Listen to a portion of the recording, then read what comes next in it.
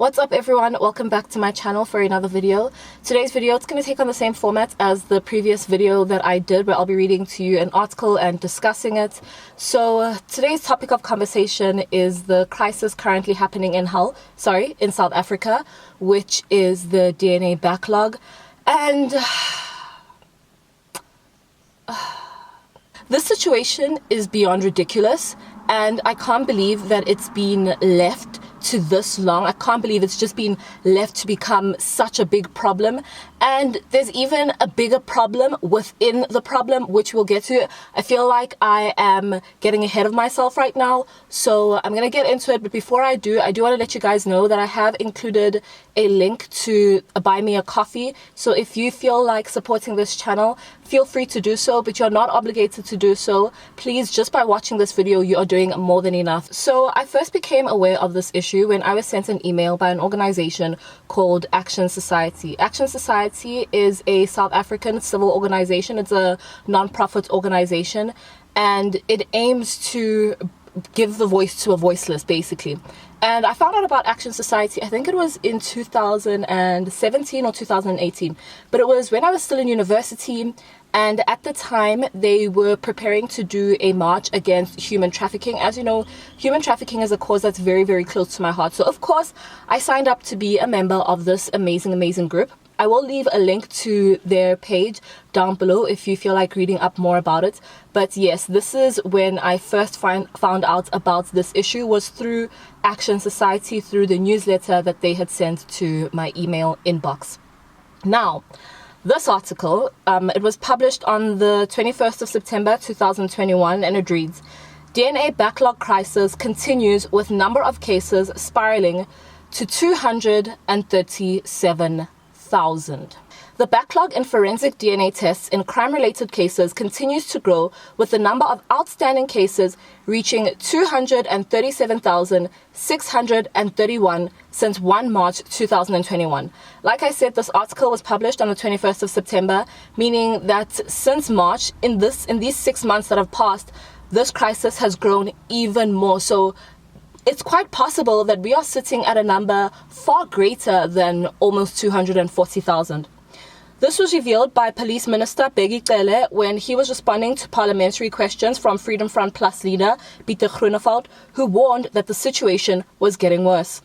According to Cele, the biology unit of the SAPS Forensic Science Laboratories head office in Pretoria has a backlog of 137,849 DNA tests, while the figure for the Western Cape unit stands at 83,292. KwaZulu-Natal's biology unit has a backlog of 8,519, and the Eastern Cape's figure is at 7,971.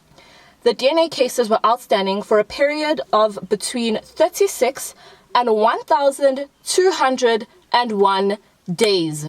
What a large number, what a large difference. They are telling us that between 36 and over 1,000 days, that's how long that the DNA backlog has been happening. That's how long the cases have been outstanding. And I did a little bit of research as to why this could be the case, why they aren't able to process the DNA material.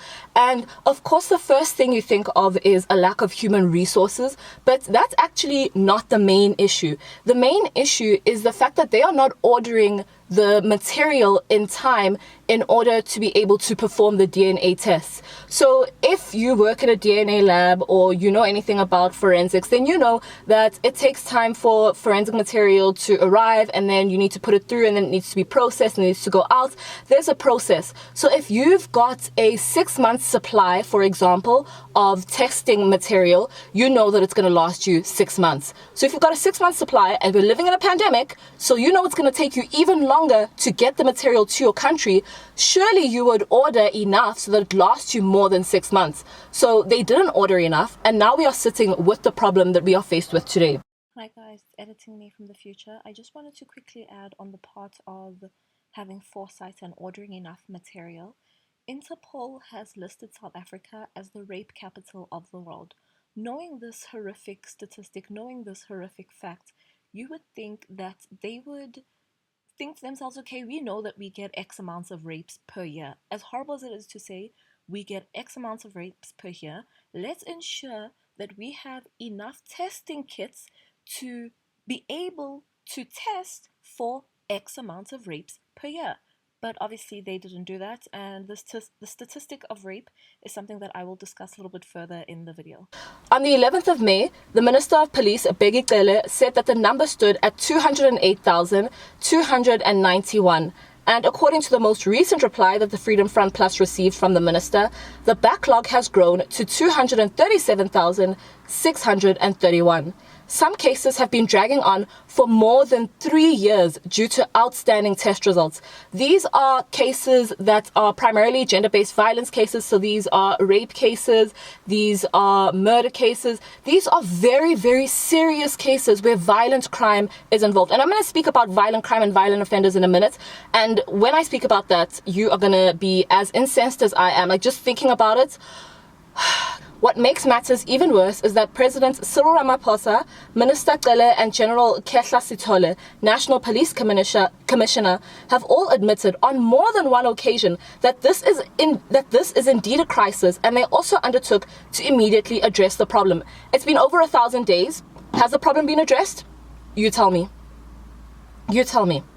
He added that the system was failing women in particular, as they were mostly the victims of gender-based violence. As you know, South Africa's gender-based violence situation, it is a crisis. Our gender-based violence statistics are 5 times the global average. In South Africa, I think the statistic is something crazy like a woman is raped every 6 minutes. Editing me from the future. So I just stated that the statistic in South Africa is that a woman is raped every 6 minutes. Well, according to a report by the Development of National Accessible Assistance and Support Network for Victims of Rape and Sexual Abuse, that statistic is far worse than you could ever imagine. This report states that in South Africa, someone is raped or sexually abused every 25 seconds, and that a woman born in South Africa has a greater chance of being raped than learning to read. I cannot believe, this is really upsetting to me, to know that you have a higher chance of being violated than you do of receiving basic education in this country.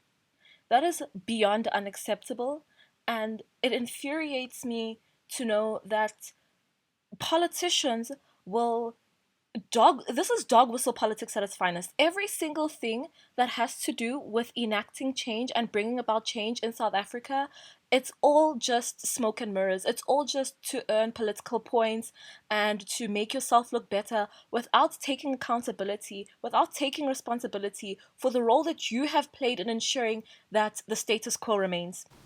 This means that the people who are involved in these cases are not going to get their day in court for years and years and years to come. How traumatizing is it for a victim to be sitting with the knowledge that they are not going to get justice served them, because essentially their justice is being denied. And we all know the saying, justice delayed is justice denied. And that's exactly what is happening to these victims. They are not able to get their day in court. They're not able to confront the person that has violated them in such drastic ways. And on the other side of the offender themselves is also delayed their own justice because they're not getting their day in court. So now they are sitting in prison most of the time. Well, we'll get to that now. They're sitting in prison. They don't have bail that is given to them, and they have to sit there. Some of them are innocent, some of them are not, and they have to wait on this issue, not knowing if they will ever get their day in court, if they'll ever get a trial, or what will happen to them. A couple of months ago, the Minister of Correctional Services, Richard Lamola, he stated that 96,000, almost 96,000 violent offenders have been released on parole without DNA samples being taken from them. Let that sit with you for a minute. 96,000 convicted criminals, convicted violent criminals, are walking the streets of South Africa today, and there is not a trace of their DNA in the system. You have seen on this channel before that oftentimes when a violent offender is let out on parole or is let out on bail, they go ahead and they commit their crime again, or whatever crime, or they escalate the crime.